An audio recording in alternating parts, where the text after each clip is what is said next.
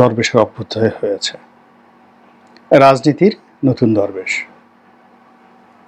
এটিকে অনেকে ছোট দরবেশ হিসেবে বলার চেষ্টা করছেন, এটিকে বাচ্চা দরবেশ বলার চেষ্টা করছেন, কচি দরবেশ বলার চেষ্টা করছেন। এর কারণ হলো এই যে নতুন যে দরবেশ, সেই দরবেশের বয়স অল্প, দাড়ি লম্বা।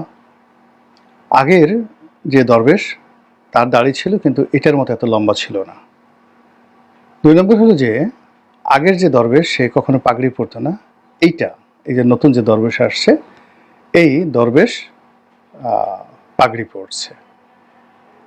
তারপর আগের দরবেশ এক এক সময় এক এক পোশাক পরতেন, কখনো কোট টাই পরতেন, এবং তার একটা পাজামা পাঞ্জাবির একটা স্টাইল ছিল, পলিটিক্যাল। কিন্তু এই দরবেশটার যে পোশাক আশাক, এটাকে অনেকটা তাবলিগি নেসাবের যে পোশাক, ওরা যে ধরনের ঢোলা পাঞ্জাবি, পাজামা, মানে পাজামা বলতে পাকিস্তানি সালোয়ার যেটা বলা হয় সেটা পরে, তারপর স্যান্ডেল পরে, এইরকম একটা সুরত ধরে সে ঘুরে। এর কাছাকাছি আর একটা, এর চেয়ে একটু বয়সে বেশি হবে, ডবল হবে, আমাদের চেয়ে একটু ছোট, সেটা হলো ওই আওয়ামী লীগ জামানাতে এরকম একটা দরবেশ ছিল। মানে বড় দরবেশ সালমান এফ রহমান, তার সাথে সাথে আরও বাচ্চা ছোট দরবেশ 2-3টা ছিল। শেয়ার মার্কেট একটা ছিল, ওটাকে ছোট দরবেশ বলা হতো। ওটা দাড়ি দুড়ি ছিল না, ওটা আবার এখন খুব শক্তিশালী হয়ে পড়েছে। সবাই মানে এখন শেয়ার মার্কেট যত কারসাজি এই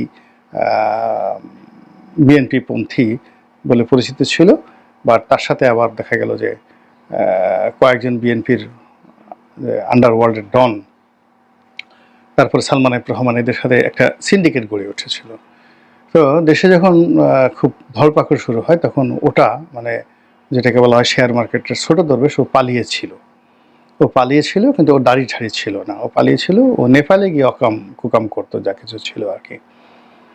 তো বাংলাদেশে যেটা ছিল এফবিসিআই কেন্দ্রিক এবং প্রধানমন্ত্রী কার্যালয় কেন্দ্রিক একটা দরবেশ ছিল। এটার এরকম তাবলিকি নেছাব ছিল, কপালে 3-4টি দাগ, মানে মানে দেখলেই মনে হতো একদম সাক্ষাৎ অলি আল্লাহ। কথাবার্তা শুনলে আপনার কাছে মনে হতো বোধ হয় এইমাত্র আকাশ থেকে আসছে। মানে it was well planned, well size, well trained. আমরা যাকে বড় দরবেশ বলে গালাগাল করতাম, ওটার আসলে এরকম ট্রেনিং ছিল না। কিন্তু ওই যে ছোট যে দুটোর কথা বললাম, ও দুটোর ট্রেনিং ছিল।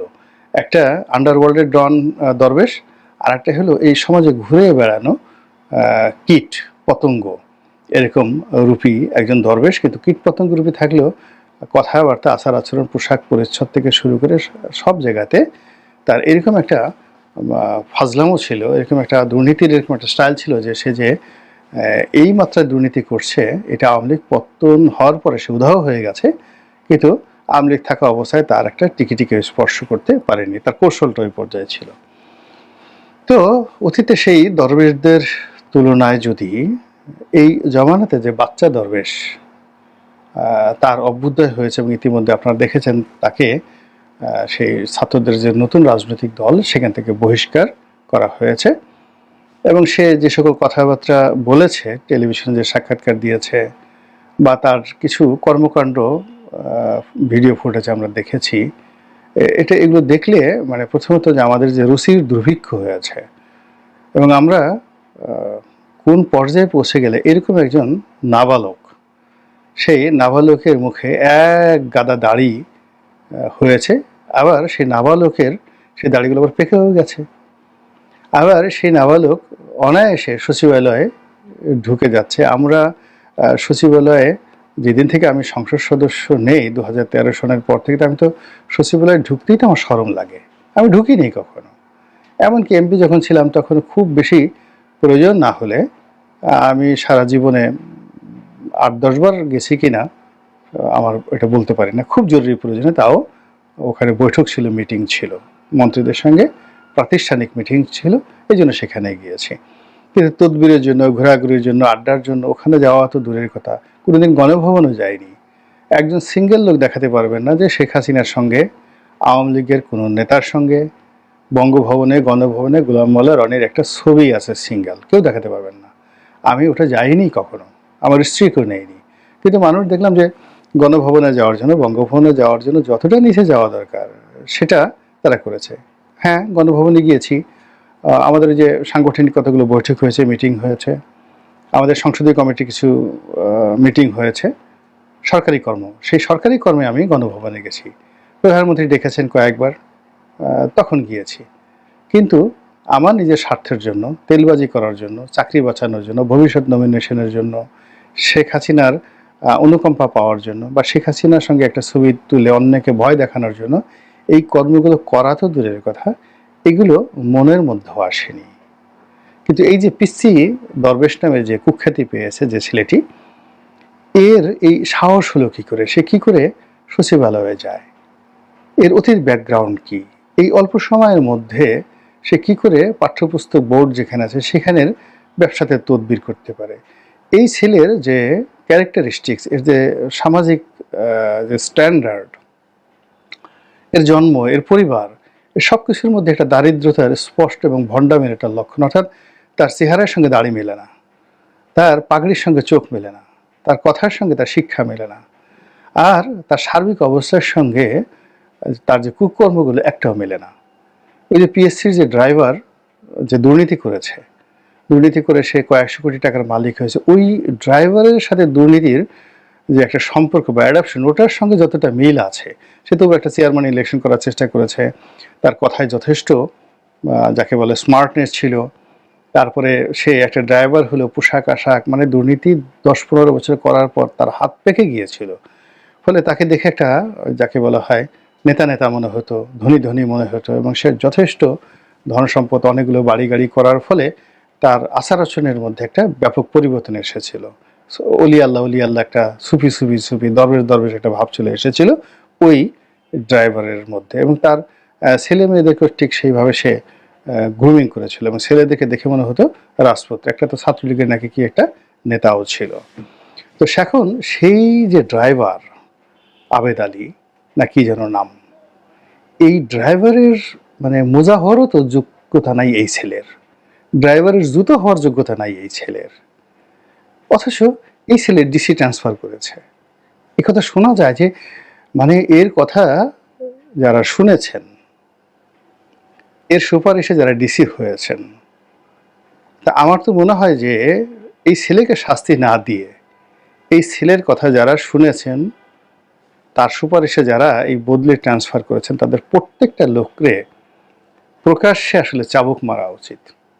প্রকাশ্যে চাকরি তো যাবেই, তার সঙ্গে সঙ্গে এই ছেলের কথা মতো যারা সরকারি কর্মকর্তা অপকর্ম করেছে বা করতে বাধ্য হয়েছে, তাদের সবাইকে চাপকানো উচিত, এবং প্রকাশ্যে তাদেরকে চাবুক মেরে তাদেরকে খুব আমাদের এই সমাজের যত মন্দ বাসি পচা খাবার রয়েছে, যেগুলো নিকৃষ্ট প্রাণী খায়, এরকম একটা ভাঙা প্লেটে করে তাদেরকে সেই ধরনের বাজে খাবার তাদের মুখে জোর করে ঢুকে দেওয়া উচিত, যে তোরা মানুষ হওয়ার উপযুক্ত না। এরকম একটা ছেলের হুকুমে তারা থরথর করে কাঁপে। চাকরি কি এত দরকার, ক্ষমতা কি এত দরকার?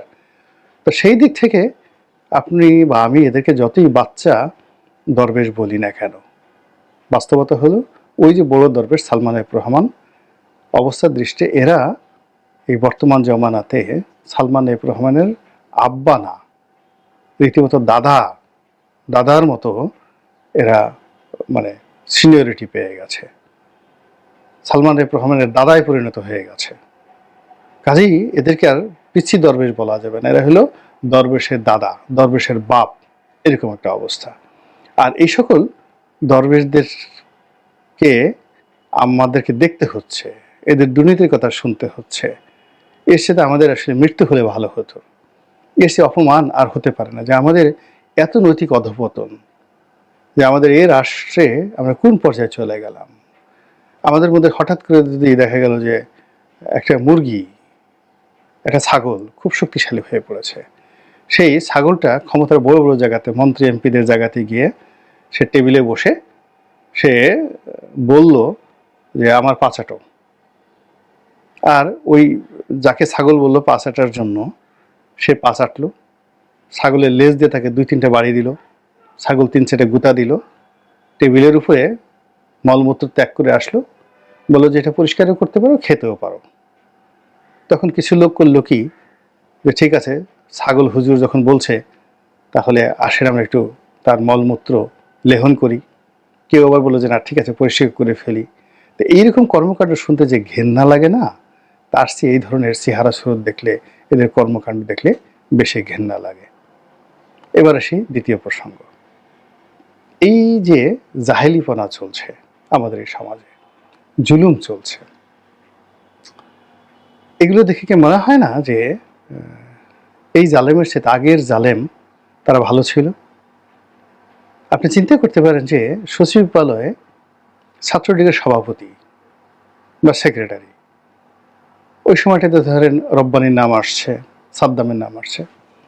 সাদ্দাম আওয়ামী লীগ জমানাতে সংস্থাপন মন্ত্রণালয়ে গিয়ে কোনো ডিসিকে ট্রান্সফার করে ফেলেছে।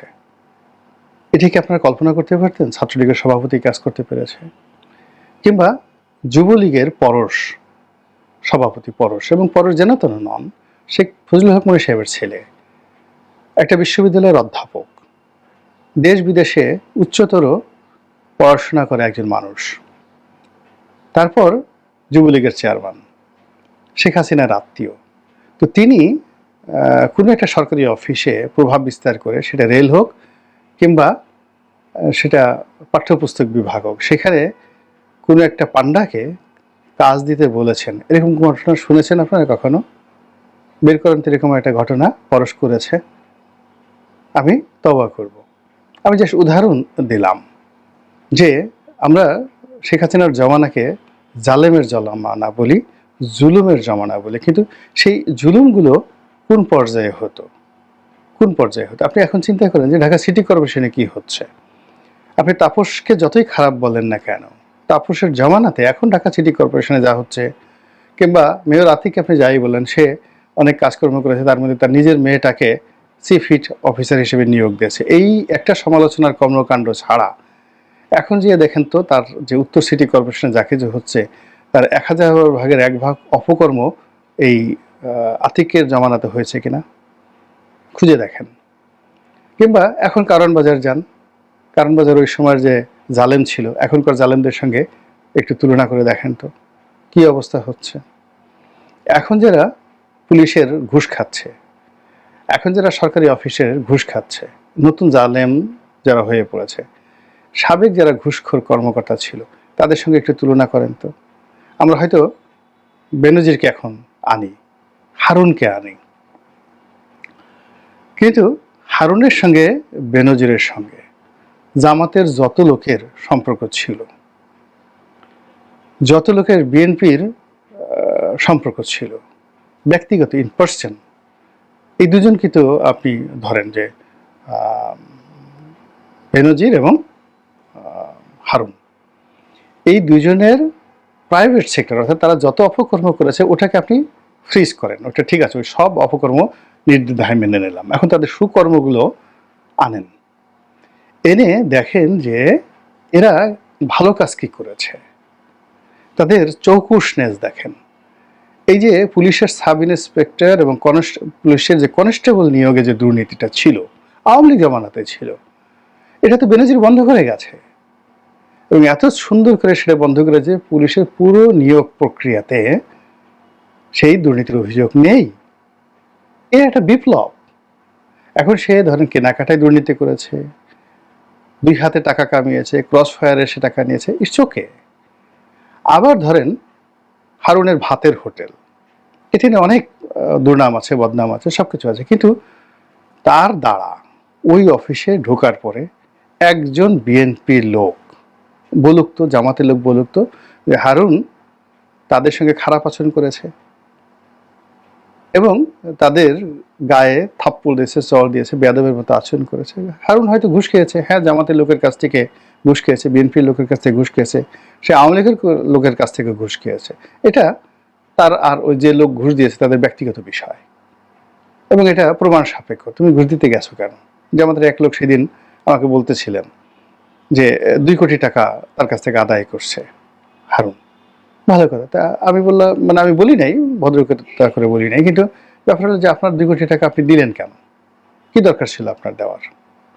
এরকম অনেক কিছু ঘটেছে, কিন্তু সবচেয়ে বড় ব্যাপার হলো যে তাদের একটা স্টাইল ছিল, জালেমগিরি করার একটা স্টাইল ছিল। ইট ওয়াজ টেকনিক্যাল, ইট ওয়াজ প্রফেশনাল, ইট ওয়াজ মাইল্ড। কিন্তু এ কি, এই জামানাতে কি হচ্ছে? দল বেঁধে 20-25 জন উপস্থিত একটা জায়গাতে গিয়ে, সে শিক্ষক হোক, সরকারি কর্মকর্তা হোক, আমলা হোক, কামলা হোক, এমনকি উপদেষ্টা হোক, ডাজ নট ম্যাটার, সবাইকে ঘিরে ধরে তারপরে শেষে বলছে এটা করো, ওটা করো, ওটা করো। এই যে মব সন্ত্রাস, এই মব সন্ত্রাসের মাধ্যমে যে জাহেলিপনা হচ্ছে, যে জুলুম হচ্ছে, এই জুলুম থেকে তো কেউ বাঁচতে পারছে না। ডক্টর মোহাম্মদ ইউনূসের সরকারের কর্তা ব্যক্তিরা বাঁচতে পারছে না, বিএনপির লোক বাঁচতে পারছে না, জামাতের লোক বাঁচতে পারছে না। ক্ষমতা যার হাতে আছে, তারা যে দলেরই হোক, তারা একটা গ্রুপের মধ্যে চলে গেছে। আবার ওই ক্ষমতার কাছ থেকে সুবিধা আদায়ের জন্য এরকম জালেম যে একটা গ্রুপ এরকম তৈরি হয়ে গেছে। আবার ক্ষমতায় বসে, ক্ষমতার চেয়ারে বসে সে জুলুম জাহেল বা জুলুমবাজ হয়ে গেছে। যেমন ধরুন, ক্ষমতায় পুলিশের একজন ডিআইজি, সে খুব অনেস্ট মানুষ, সৎ মানুষ।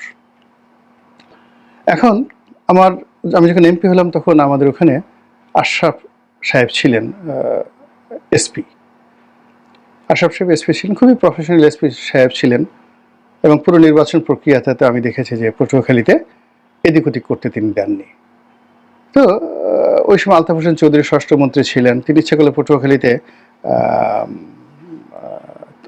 মানে আশরাফ ইচ্ছা করলে আলতাফ হোসেন চৌধুরীকে একটা সুবিধা দিতে পারতেন, কিন্তু তিনি সেটা দেননি। এটা আমি আশরাফ সাহেবের কাছে শুনেছি, আলতাফ চৌধুরী সাহেবের কাছে শুনেছি, দেননি। তো সেই লোকটিকে ক্ষমতা আসার পর তাকে বলতে গেলে অনেকটা ওএসডির মতো করে রেখে একেবারে পুরো সময়টি তার প্রমোশনটিকে আটকে রাখা হলো, এবং সে ওই যে এসপি সে রয়ে গেল পুরো সময়টাই 15টা বছর ধরে।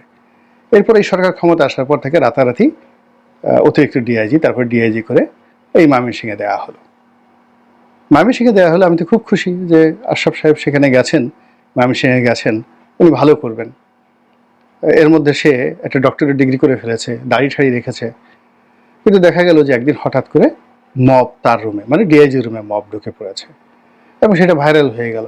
আমি এতটা হতাশ হয়ে পড়লাম যে এর মতো একজন ভালো কর্মকর্তা, চৌকস কর্মকর্তা, পুলিশ কর্মকর্তা, ডিআইজি, তাকে যদি মবের ভয়ে থরথর করে কাঁপতে হয়, তাহলে দেশে আইন রইল কোথায়? এবং আরও আশ্চর্য ব্যাপার হলো, কয়েকদিন পরে দেখলাম যে তাকে সেই ময়মনসিংহ থেকে সরিয়ে দেওয়া হয়েছে। এখন সে কোথায় আছে আমি জানি না, আই ডোন্ট নো কোথায় দেওয়া হয়েছে, তিনি মরে আছেন, জীবিত আছেন, কিছুই জানি না। তো এইভাবে যারা সৎ কর্মকর্তা, তারা এরকম দরবেশদের কবলে, এরকম জালেমদের কবলে পড়ে তারা মাহরুম হয়ে পড়ছেন। আবার কিছু এরকম পুলিশের কর্তা, সচিবালয়ের কর্তা বা বিচার বিভাগের কর্তা, যারা নিজেরাই এরকম জালেম হয়ে গেছে, তারা মব বাহিনী পুষছে, তারা না ফাইল আটকাচ্ছে, তারা অপকর্ম করছে, তারা সব কিছু করে, মানে গত 15 বছর ধরে সেই হারুনরা, বিপ্লবরা, তারা যে কাজটা করতে পারেনি, এই গত 7-8 মাসে এরকম অনেক জালেম তার চেয়ে বেশি করে ফেলেছে। আর এর ফলে কি হচ্ছে?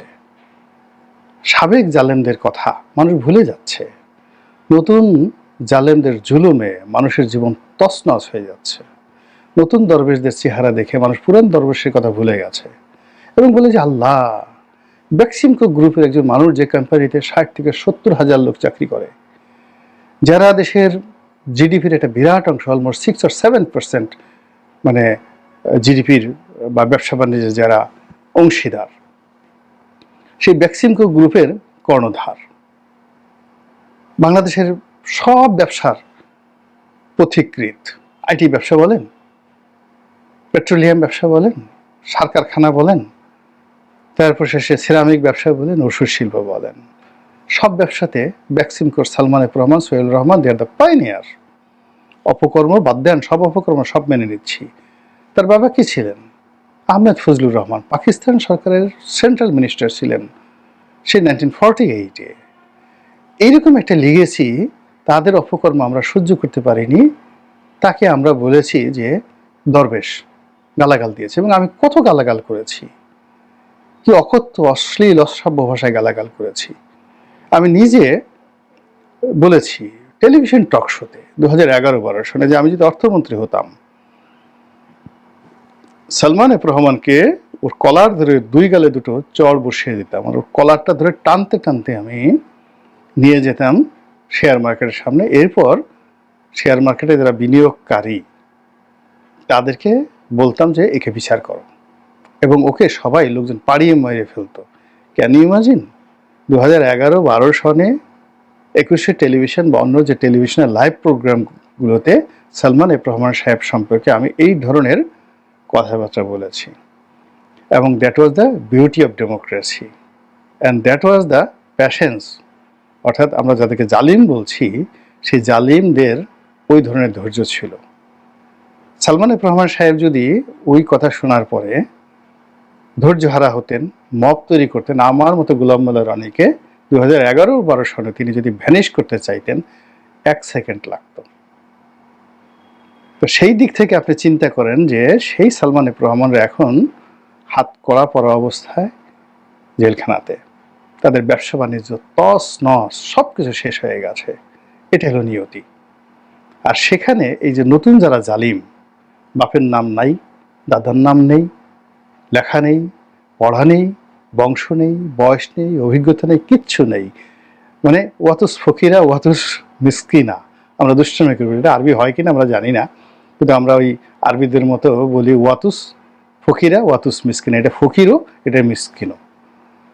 তো এরকম ভাবে আমরা বিভিন্ন লোককে টিটকারি করি। তো এখন এই যে এখন যারা বিভিন্ন লোকজন আসছে, কেউ পোর্টের দায়িত্বে, চট্টগ্রাম বন্দরের দায়িত্বে, এখন চট্টগ্রাম বন্দরের দায়িত্বে এখন যারা আছে, আপনি চিন্তা করেন আওয়ামী লীগ জামানাতে কারা ছিল? আজম নাসির, একরামুল করিম এমপি, তারপরে শেষে ওখানে আব্দুল লতিফ, মানে যারা আব্দুল লতিফ চেম্বারের সভাপতি ছিলেন, চিটং চেম্বারের সভাপতি ছিলেন, সংসদ সদস্য, মানে তারা যে জালেন যাদেরকে বলবো তাদের একটা লেভেল ছিল, একটা গ্রুপ ছিল। তো বিএনপি জামানাতে কারা ছিল? কর্নেল আকবর সাহেব ছিলেন নৌ পরিবহন মন্ত্রী, তার ছেলে ছিল, সাই পাওয়ার টেক ছিল, চট্টগ্রাম বন্দর। কিন্তু এখন কি হলো? রুচির দুর্ভিক্ষ। এখন যে দেখেন তো চট্টগ্রাম বন্দর মানে নিয়ন্ত্রণ কারা করছে? রেল বিভাগ কারা নিয়ন্ত্রণ করছে? রেলের মাস্তানি কারা করছে? ফলে এই